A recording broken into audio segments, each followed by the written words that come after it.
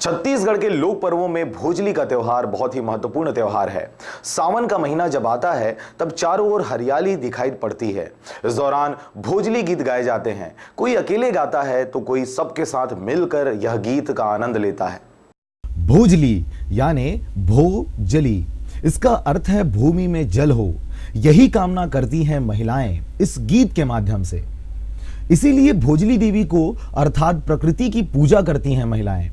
छत्तीसगढ़ में महिलाएं धान, गेहूं, जौ या मक्का, उड़द के थोड़े दाने को लेकर एक टोकरी में बोती हैं।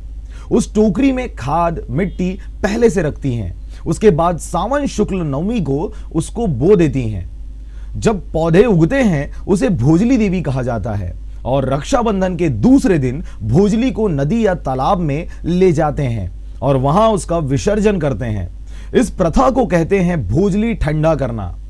इसी कड़ी में मुंगेली सहित अन्य उपनगरीय क्षेत्रों में भोजली विसर्जन किया गया। हर वर्ष की भांति इस वर्ष भी भोजली त्यौहार बहुत ही अच्छे धूमधाम से मनाए जा रहे हैं। यहाँ बहुत दूर दूर से हमारे बहना एवं भाई बहनों एवं माता पिता सभी आए हैं देखने। यह त्यौहार हमारे छत्तीसगढ़ के एक विशिष्ट त्यौहार है। इसे हर वर्ष हरियाली के रूप में मनाते हैं। यह हमारे लोरमी क्षेत्र के चंदली गांव में आज बहुत ही अच्छे धूमधाम से मनाया जा रहा है।